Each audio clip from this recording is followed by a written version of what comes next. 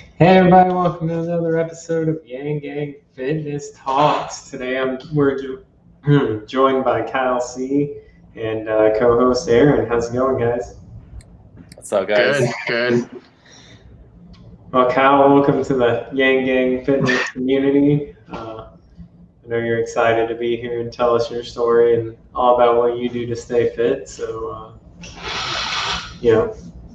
Yeah, thank you so much for having me. I'm very blessed with the opportunity to do something like this. I've never done it before, so I'm glad to make this the first time. Oh, nice. First time with us. I like it. Yeah, I've been a little camera shy myself, but it gets pretty easy as it goes along. So the more interviews you do, the more comfortable you get for sure. Mm-hmm. So yeah, just start us off with a little bit about yourself and like what fitness means to you and your journey that you've taken so far. Perfect. So I've been kind of into fitness my entire life. I played competitive sports my entire life, started at a young age. I played basketball, softball, volleyball, badminton, and all sorts of sports. And I kind of played competitive badminton for a majority of my life. And that's how I truly got into fitness because of competitive sports, I realized there are other avenues to get better rather than practicing all the time. I decided to start doing push-ups and doing squats at home. Anything I could outside of training to get stronger and improve my game. So that kind of got me into fitness and getting my start at a young age.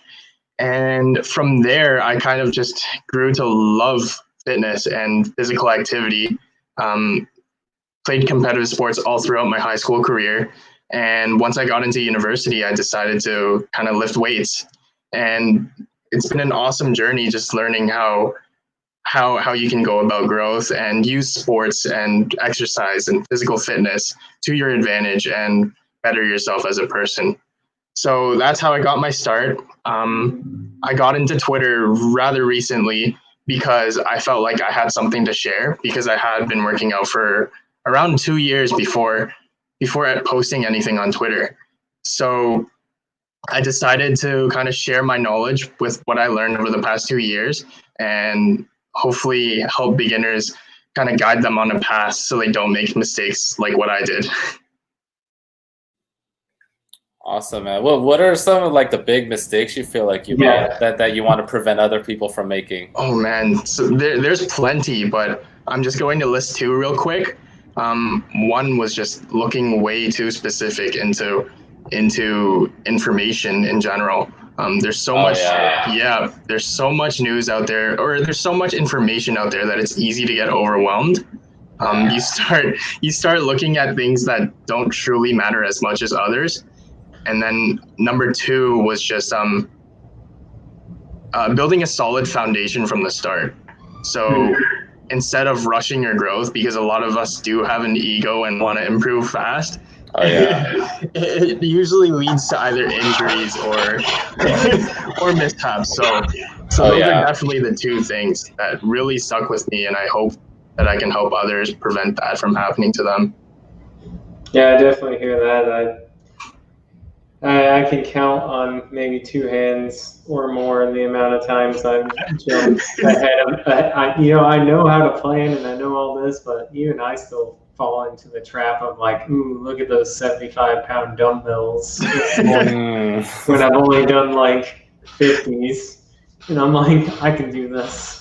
No, we all fall into that trap, and it's natural in a sense, but at the same time, you want to limit them as much as possible. So ego lifting definitely has its place, just not if you're doing it every workout. Yeah.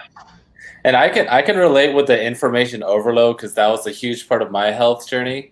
Trying to overcome like digestion issues and insomnia, and it's like it's really in Reddit they have the initials YMMV, which stands for your mileage may vary, because different things work for different people. Whether it comes to diets or exercise or like skincare products, whatever. It's like dating advice or career advice. It's everyone's got to carve their own path.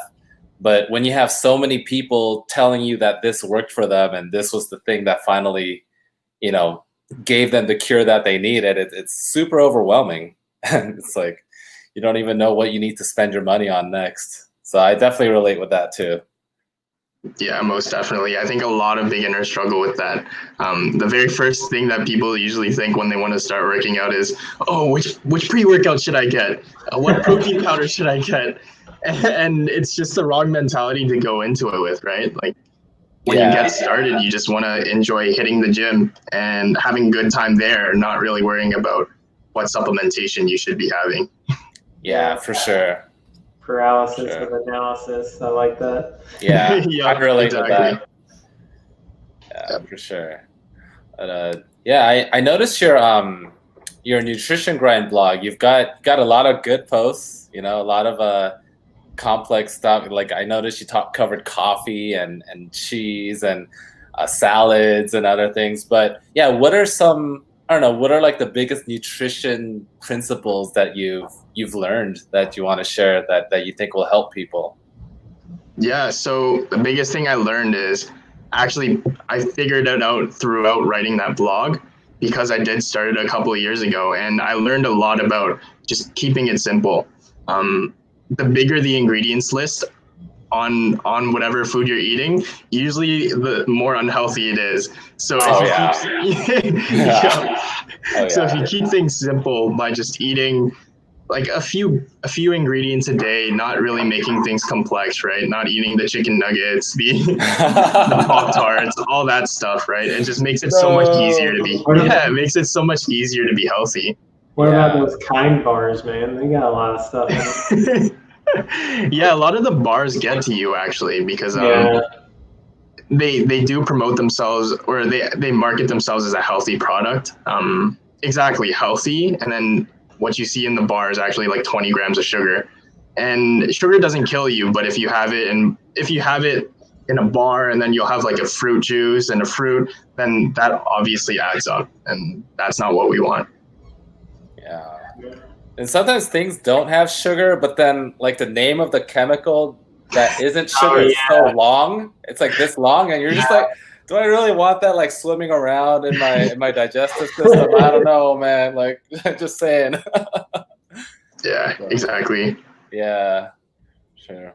What do you think are like I don't know, what are like the biggest myths out there? Because are you more of like if it fits your macros sort of guy, or do you work with keto clients? Like what's that looking like on the nutrition side?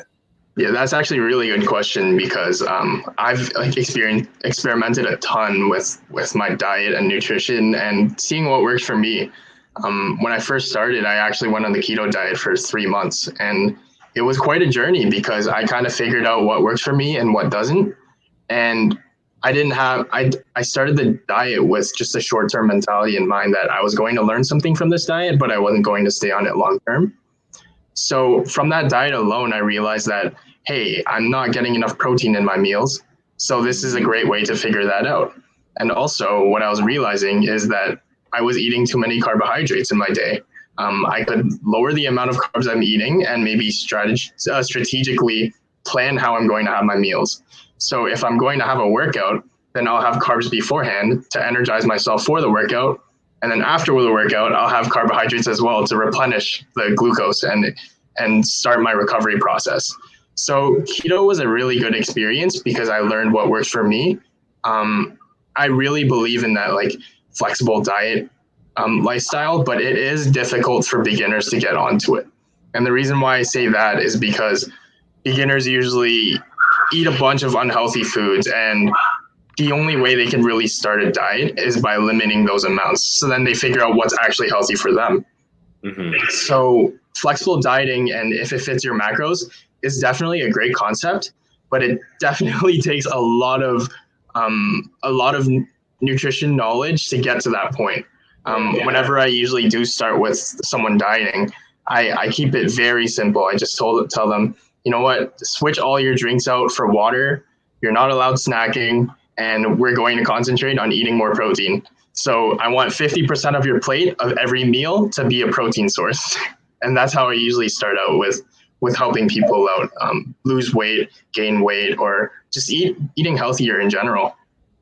Now, do you stick to a very omnivore type thing, or so it's like some meats, or do you do a small portion of that 50% is meat, and then the other is like either shakes or what should we call it, plant-based, like lentils? Yeah, lentils and beans and stuff. Yeah. No, it's great to stay balanced, but also recognize the importance of protein and building muscle and replenishing muscle and making sure that we don't lose our muscle, because we do lose it over time. So eating that protein is very important. Yeah, I definitely felt that over COVID. I was weight training all the time until that hit in the gym, and I can barely do we got a mechanical bench thing recently, and I can barely do what I used to. So just 6-7 months of no lifting has been a bit of a torture. Actually, yeah, let's talk about that actually, with COVID and the situation and how a lot of people kind of didn't know what to do because their gyms were closed, and a lot of the times people just didn't know what to do, so they didn't work out in general. And I think that was kind of the wrong mindset to be taking. We should have been at least keeping our bodies active. I know a lot of people took up walking and running, and that's definitely great. Exactly, it's great and it's extremely healthy. But it's also beneficial to maintain stuff like push-ups or squats just with our body weights, and kind of keep ourselves moving and get that muscle pumping, right? Yeah, I've been trying to get my daily push-ups in for sure. I'm trying to up my consecutive and do a little bit more calisthenics ever since one of the interviews we had with Dr. J. He really promoted calisthenics and made me jealous of some of the, especially muscle ups. Like, I never really thought of muscle ups being like peak and hard to do, and then I tried to do one, and I was like, I got a ways to go here. Yeah, I've never actually tried a muscle up before, just because I have a pull-up bar at home that like I can't really get to the point where I can push myself up due to the ceiling. The gym at the university was also the same way. I couldn't really do muscle ups because the ceiling as well. So I've never actually attempted a muscle up before. I don't think I could do it because like I don't have the technique, but it'd definitely be cool to try that. I think so. Yeah, I noticed you got a gym set up. Is that in your home, or you got all your equipment? Yeah, I was actually very lucky to be given the gym equipment by one of my uncles. Oh, nice. Yeah, so I didn't actually have any use for it for a long period of time until I realized what it actually was, because I think I got it at the age of 10 or 11. Oh, wow. And you kind of just look around like, what is this? Like, what is this contraption, right? You don't know what's going on. But yeah, it's just so nice because I kind of realized what it was, started using it more, and then started buying my own equipment. And it's really been super beneficial because of the whole COVID situation. I've still been able to keep up with my resistance training while at home. That's awesome, dude. Like if you knew what it was back at 10, you could have been like a really buff 12-year-old. You could have started your client base right then. Oh man, but, no doubt about it. No doubt about it. Better late than never, though.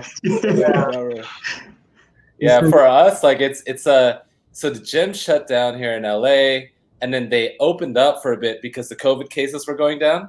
So then my wife started going to a gym recently because she's like a bit more into lifting, and then they shut down again because the COVID cases started spiking again in Los Angeles. So then we were able to get a hold of a squat rack and barbell and those things. So now we're lifting at home. But man, it's been a journey trying to get proper lifting workouts in since COVID.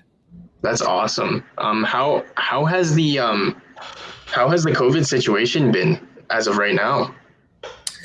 I mean, LA, it's still slowing. It's slowing down. It's getting better, but we're still under quarantine pretty much. So like we do have our restaurants are open, but they're all doing outdoor dining.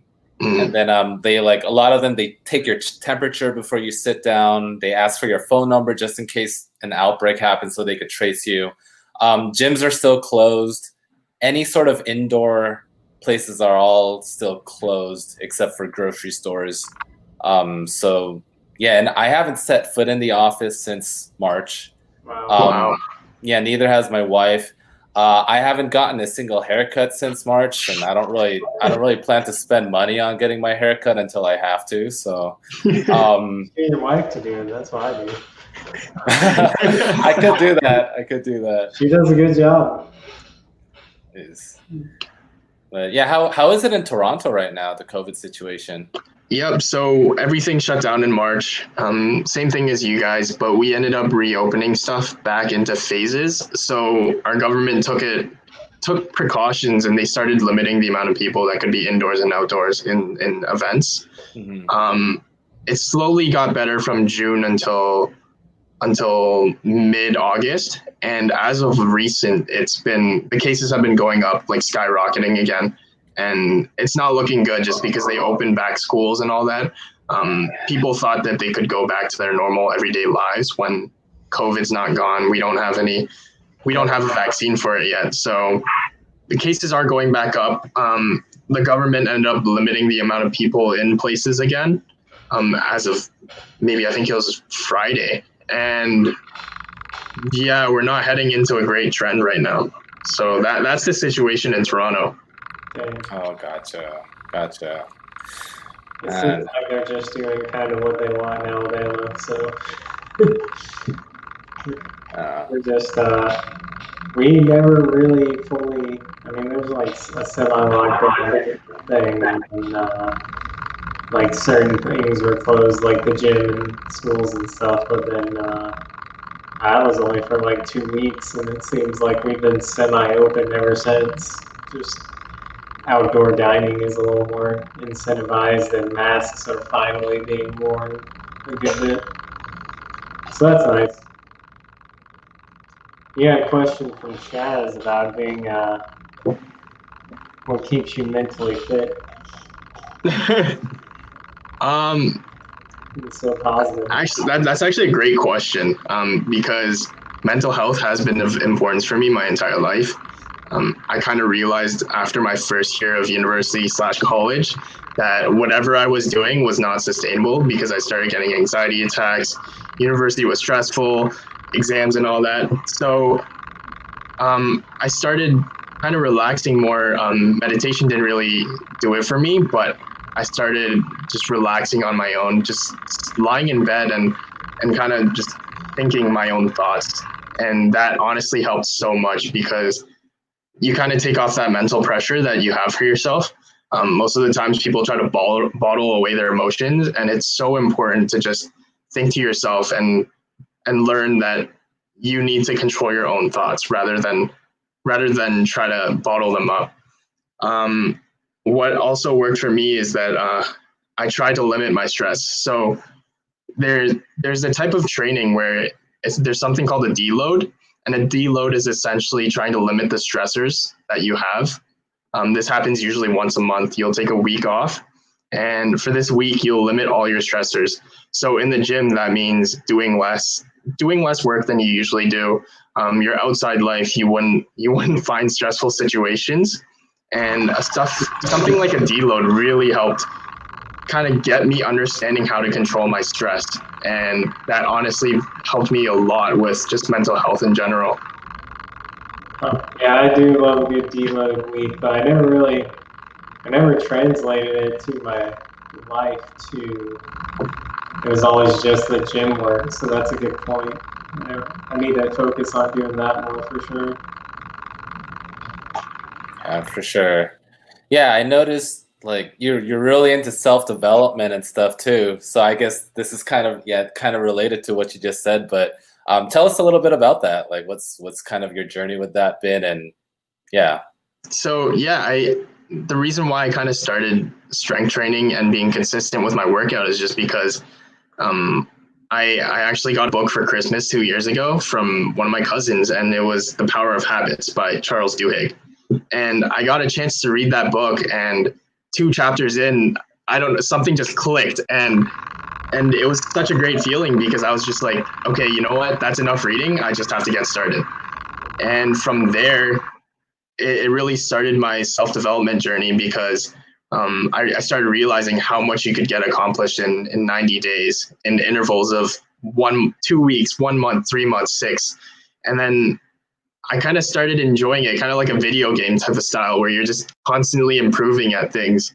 So once you get one skill down, it's on to the next, and you're always onto this loop of this challenging yourself and growing as a person. And it's been super rewarding because I meet such wonderful people like you guys, and it all stems from just improving yourself and then finding people that are like-minded.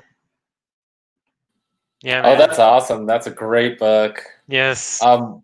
Yeah, I love that. But what's like a keystone habit, would you say? Because I think in that book he talks about how like sometimes you have like you knock one habit down and then that kind of knocks like 3 or 4 more habits. Yes. So like what is that for you? Yeah, I actually started out by just waking up or going to bed early. The very first rule I made for myself was I need to go to bed before 11 p.m. For the first week, that's all I did. I started with just sleeping before 11 p.m. and then I'd wake up at 6 in the morning with nothing to do. So I was like, you know what? Maybe this could be a building block. And that 11 p.m. sleep schedule just ended up amounting to working out in the morning and then starting to eat healthier, getting on the keto diet. And it was just an awesome feeling because that one keystone habit kind of acted like a butterfly effect to all these changes in my life. That's awesome. Yeah, sleep is key. Yes, for sure. That is the number one thing I stress whenever somebody asks me about working out. The very first thing I ask is, are you getting your 7 to 8 hours of rest? Because that's so necessary just for the performance of your day. Yeah, I don't know what I would do without sleep, for sure. Yeah, sure. Colin wants to know what's your favorite lift? Oh man, I post about this quite a bit, but the bench press. I don't know why. It's so much fun just to hit it's such a standard lift, but it's just so much fun for me to perform. Yeah, you get that nice adrenaline rush with the bar above you too, so you're like, yeah, and it's the ultimate bro lift, right? When everyone first starts. Yeah, just like Aaron's thinking, when everyone starts working out, the bench press is that first lift that everyone thinks of. And then you're just like, I want to look like a man. So gotta get my benches in. Yeah, exactly. Yeah, for sure. Well, what's like so yeah, going back to sleep, like what are 1 or 2 habits that you think like helped you with your sleep that our listeners could take away and maybe start improving their sleep tonight? Yeah, I made it an obligation to get into bed before 11 p.m. Even if it means not falling asleep yet, just the action of getting into the bed and relaxing kind of gets you ready to go to sleep.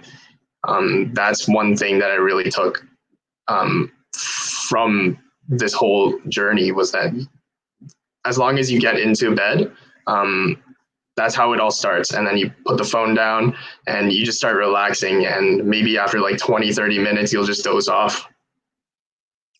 Yeah, that's really interesting. So I'm not going to try to necessarily contradict you, but I guess this is again one of those things where your mileage may vary, right? Different things work for different people. Yeah. So because I struggled with insomnia for a bit, like I worked through this workbook, this insomnia workbook, and for them, they say like don't go to bed until you're like dozing off.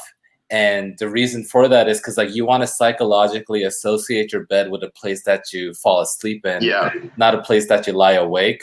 And so like I guess if you're not necessarily dozing off, but you go to bed at 11 p.m., then like you might stay awake for a bit, and then you might start associating bedtime with being awake and all that. So that's just like, I mean, it's interesting. It's just another approach, but I just kind of wanted to just like bounce that idea. It's probably like both things are true, and different bodies respond to different methods. I have a really weird sleeping problem where I like, if I'm awake, here at like 9 p.m.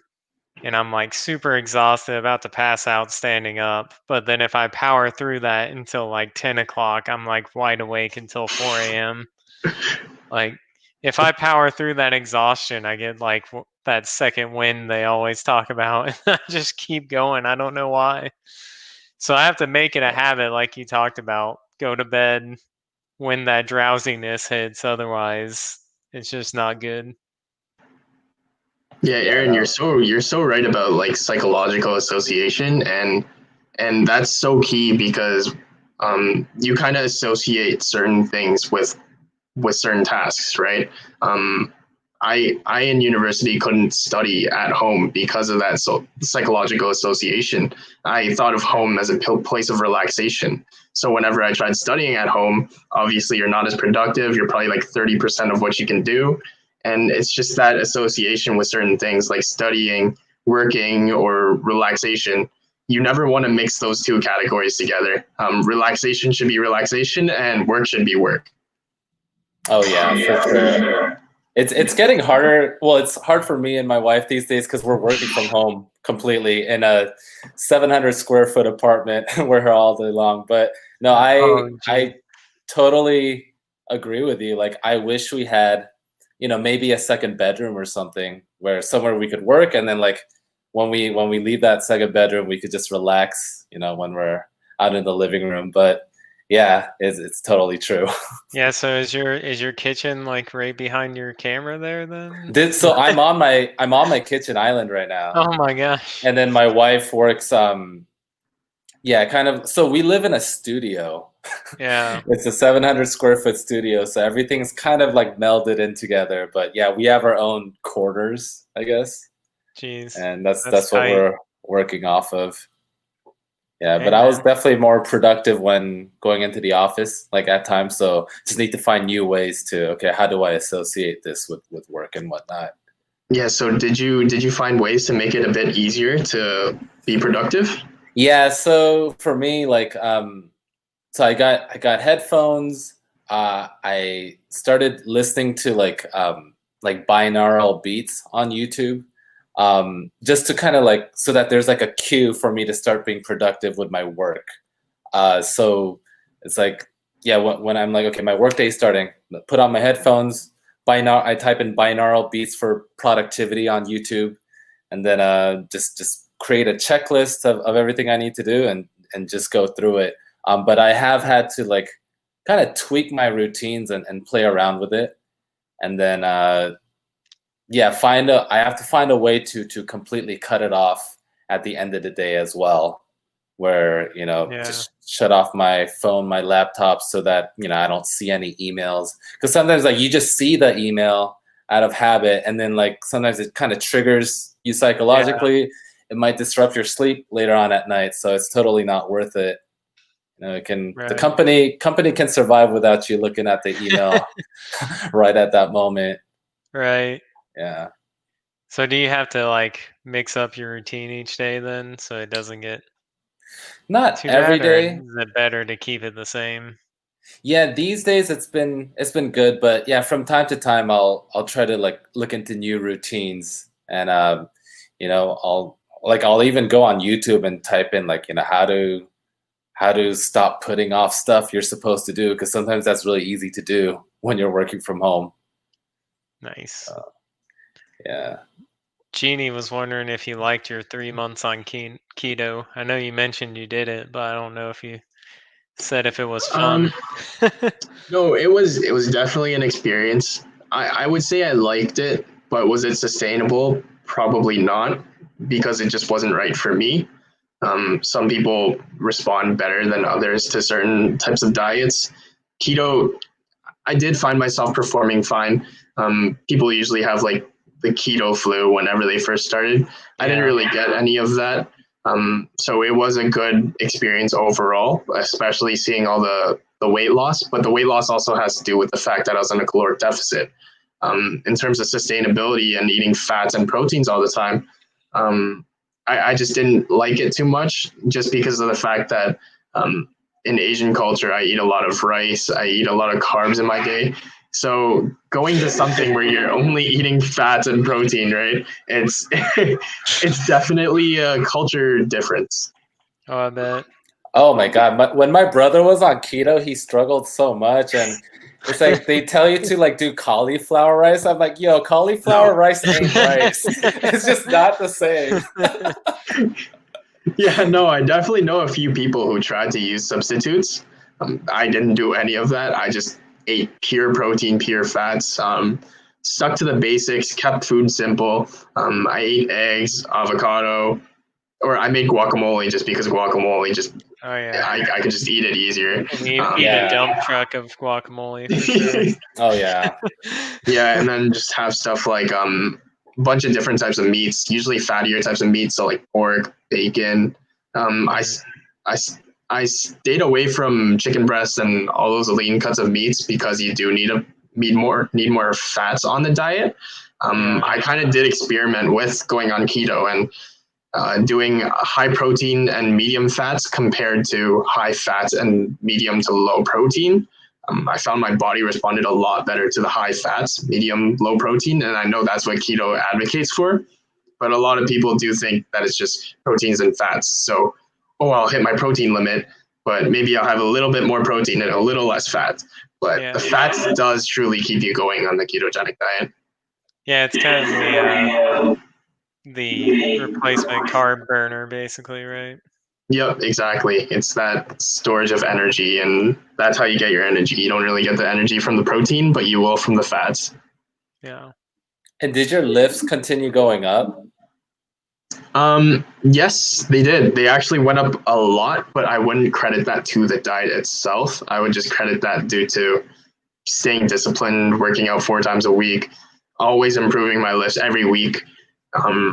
And just staying consistent with it. I don't really think a diet will truly help you with lifting unless you're eating more calories than you burn, so you're gaining weight. Because then, if you're on a surplus of calories, you're essentially giving your body more energy than it needs to, so it can perform at 110%. But to be honest, if you're in a caloric deficit, it is a little bit harder to gain strength. But I lost very little weight in the 3 months. I only lost 12 pounds. 10 to 12 pounds. And over the course of 3 months, that isn't a lot of weight, like around 3.3 a month, which is not much at all. So it was pretty easy for me to gain strength just because I wasn't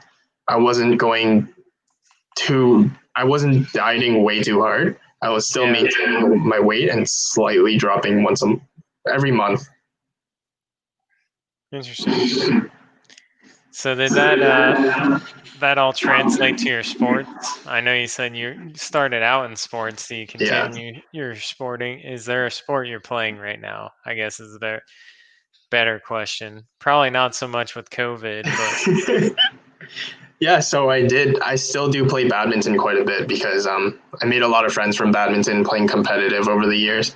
So we used to play quite often actually during any breaks or whatever.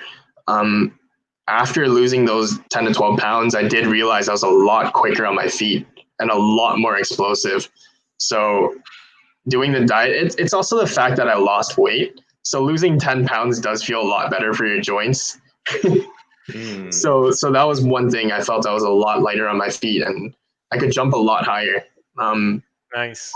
So I think that was more of the culmination of losing the weight rather than the ketogenic diet itself.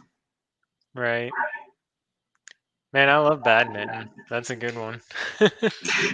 It's a ton of fun. I started out just because I didn't make the team back in like grade 6 when I was like 11, and I kind of just felt like I want to improve at this sport. So I started getting into it, started taking lessons, and then got better at it, started joining some competitions, and then won a couple of competitions, and then kept going up from there. And it was a lot of fun. Very cool. Did you do like national, international competitions, or? I played in a couple national tournaments, but I never really went to the international level. I wasn't good enough to go to that stage. But at my peak, I was like top 20 in Dang. my province, which is the best province/state, because you guys do call it state. So I was top 20 in the top 20 in my state. Very Wow, that's awesome. Even know. with Toronto in that province, so kudos. Yeah. All the best players are in Toronto or in that general vicinity. Pretty much out of the top 10 players in my state / province, I'll call it province. Out of the top 10, we get it. Yeah, the top 10 people in the province, 9 out of 10 are from Toronto or the general vicinity. So even high school events or tournaments that aren't competitive, those ones will be difficult as well because you are playing against the best of the best. Yeah. Gotcha.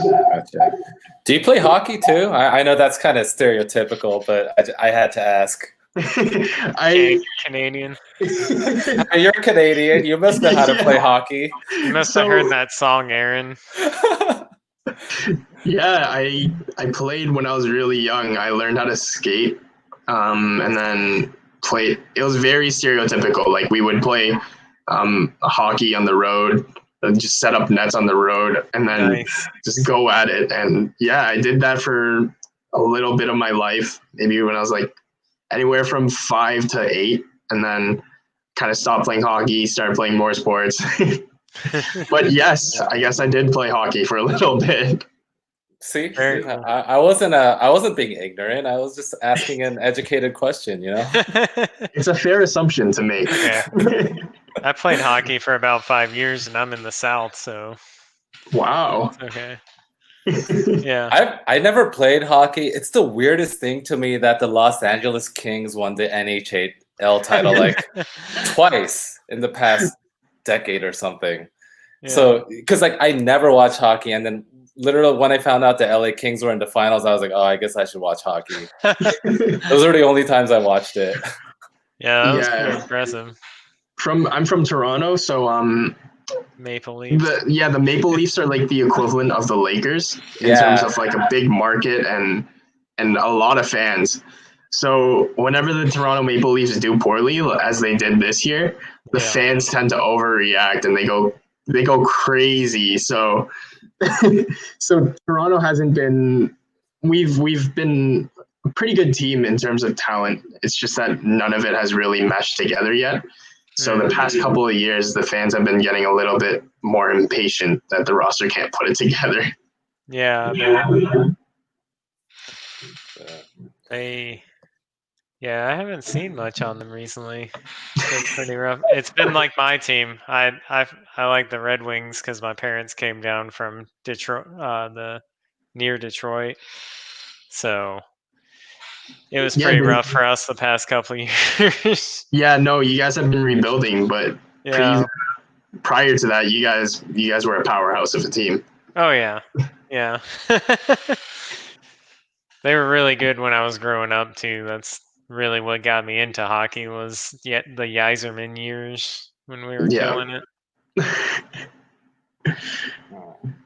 Hey Kyle, so I noticed on your I think your tweet today, you kind of advocated for losing weight very slowly so that you could kind of like build or maintain muscle, like as opposed to, I guess, like going too fast. Like, do you want to just kind of expand on that? And I don't know, just for our listeners to be able to apply some of that advice.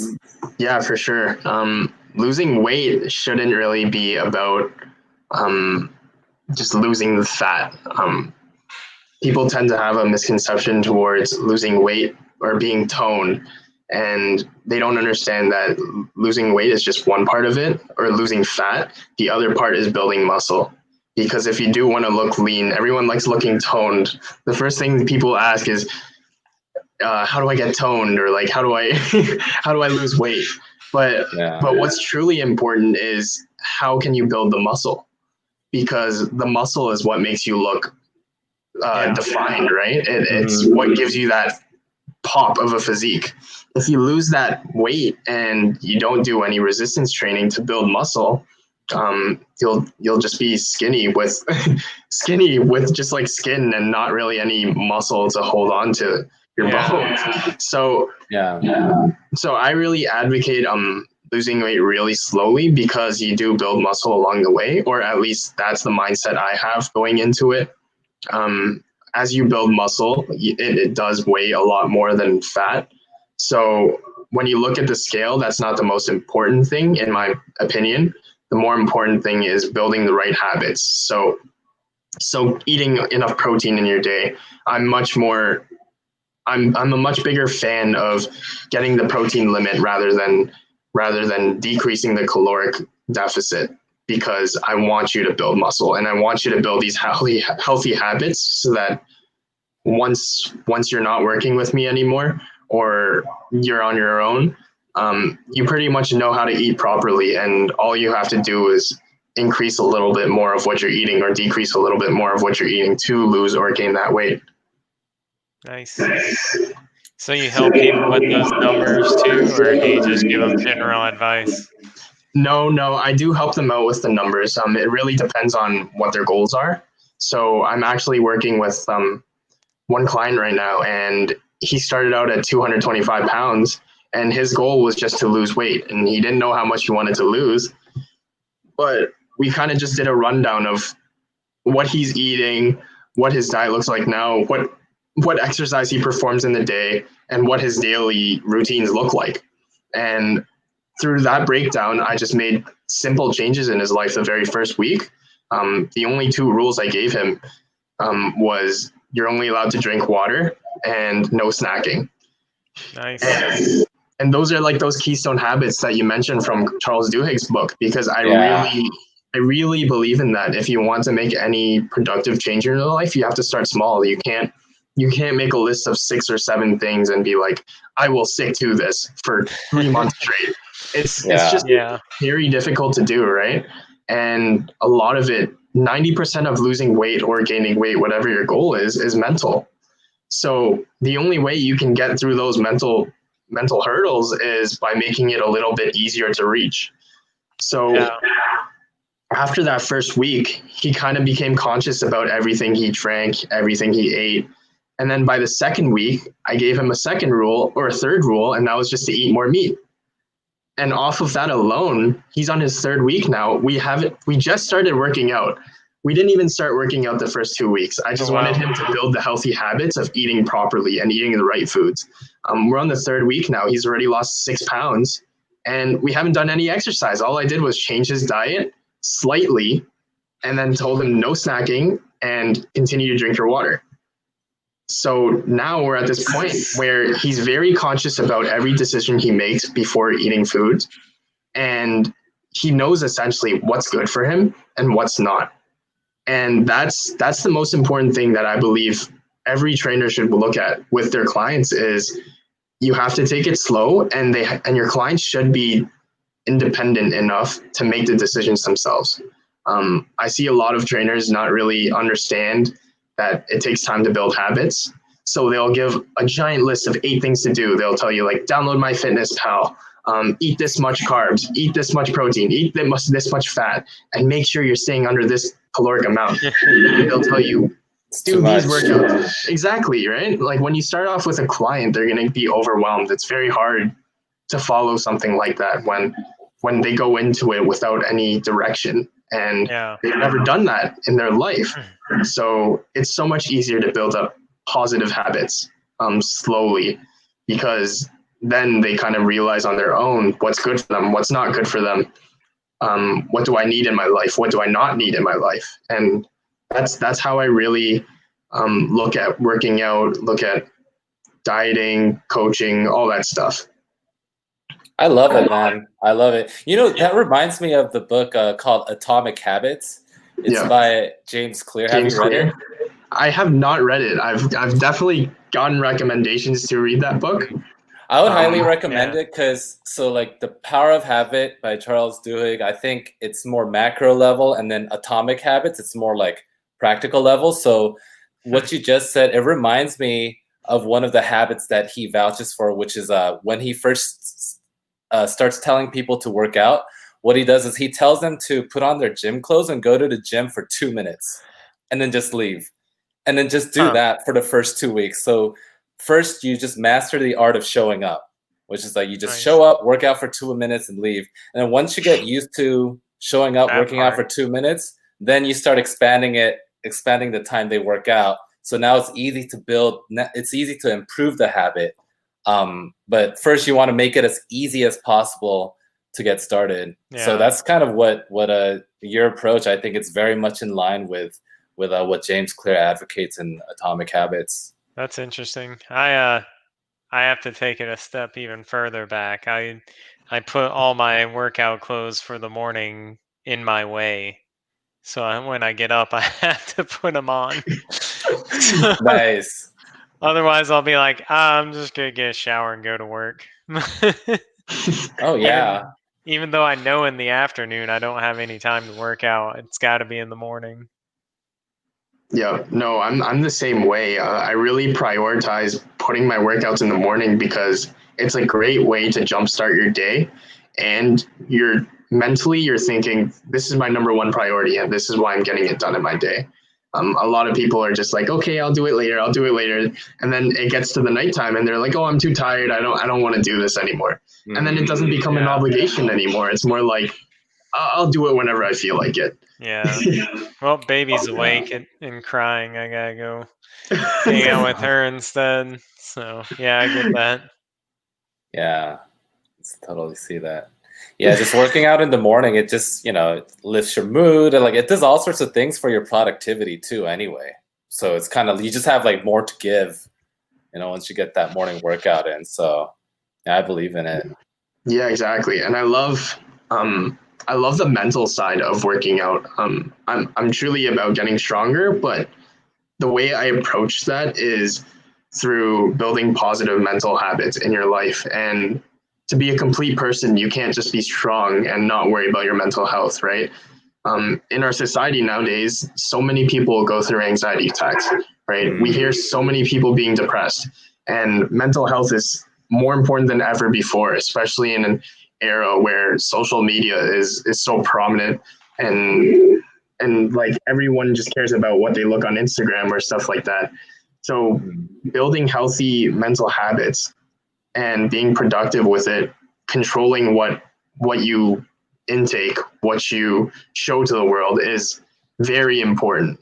So whenever I work with people, I want them to increase or improve mentally just as much as they do physically, because the mental side is just as important, if not more important. Yeah, I hear you. Yeah. Oh. Do you do yeah, I know my wife does like sleep meditation software sometimes when she can't fall asleep, where they just kind of like walk you through the steps of sleep. Have you Yeah. guys ever tried that for your sleep time habits? For me, a sleep time habit that really helps when I can't fall asleep is I literally just repeat the word sleep in my head. And then the more I think of sleep, the more tired I get. And after repeating it maybe 20 to 30 times, I'm just like, okay, I'm dozing off. I get it. Interesting. I've never Aaron, how tried is that. it like with sleep insomnia and trying to go to bed? So for me, like, man, before I had my insomnia under control, I was averaging, 4.5 to 5 hours of sleep every night. And I would just wake up, and because I would have like sleep maintenance insomnia. But now, kind of after working through that book and kind of getting a handle of it, I average like 5.5 to 6 hours of sleep every night. And not because I want to, like, I want to sleep the 7 to 8, but my body just wakes up after the 6. Which is like, yeah, I guess it's kind of a good thing because I'm productive in the morning, but it's kind of a bad thing because I'm tired throughout the day. So then I try to manage it by getting in like a 30-minute nap during the middle of the day. But yeah, overall, like for me, my nighttime routine is I'll take a hot shower. Like for me, so first thing, like I prioritize my cardio, because I notice if I hit my 12,000 steps or more, that definitely helps me sleep a little better at night. So I'll hit my cardio. I'll, make sure I'll take a hot shower at night. Make sure I take my magnesium supplements as well as my kiwis, which has serotonin in it.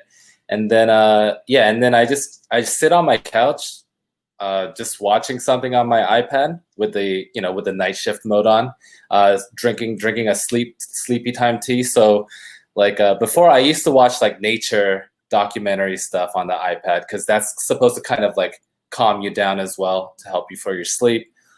These days, I've been watching a old Chris Rock stand up, Bigger and Nice. Blacker, I think, on HBO. So I just watch that, drink my sleepy time tea until I doze off like twice. And once I doze off twice, I know I'm ready for bed though. Then I'll just go to bed. But yeah, that's That's just kind of awesome. my thing. By doze off, If you don't, do you mean just like actually kind of fall asleep, or? Yeah, like just like my eyes closed and I do that, and then I wait for that to happen like twice, and then that's when I know like, okay, my body's ready for bed, so I'm not gonna have trouble lying in bed awake, psychologically associating my bed with like not being asleep and stuff. That's just kind of my thing. And if you guys want, to any Yang gang who's asked, I've given like that book away on the PDF. So just let me know and I can give it to you. if you don't mind me asking, how did the insomnia start? With my work, so with my last, not my current, my prior company, it was incredibly stressful, and it was a toxic work environment before. So that definitely contributed a lot to it. But I think once that started, even after I left the company, because I left that company in 2016, that insomnia still stuck around with me until like end of 2019, I think. So it's weird how it's just kind of, it just kind of hung around. And so I was trying to do all sorts of things, experimenting with all sorts of different supplements and routines and whatnot.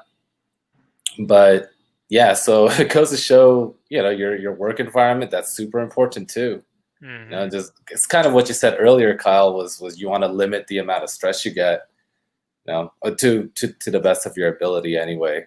Yeah, it's so important. And just hearing you say that is like it helps as a perfect point to emphasize how important it is to control that stress, right? A lot of people do deal with that, especially because I am a university student. It's a lot more common nowadays than I've ever realized before. Maybe every 10 people I meet, 4 of them will have sleep insomnia, and that's because they're not dealing with the stress properly in university, and like it does get extremely stressful if you do not plan things properly. So working on your mental health and making sure that you're controlling what you're feeling on the inside is so important. You don't want to mess with your sleep, number one, and then obviously you don't want to feel any anxiety.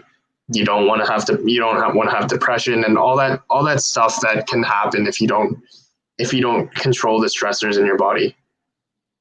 Yeah. Absolutely.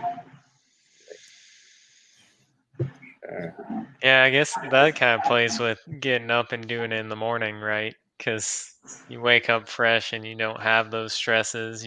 I mean, at least for me, it's like super quiet out and you don't have to think. I guess if I pick up my phone and look at what happened overnight, it usually starts coming in. But as long as I don't touch anything and I just go to work on the bar or something, it's pretty easy.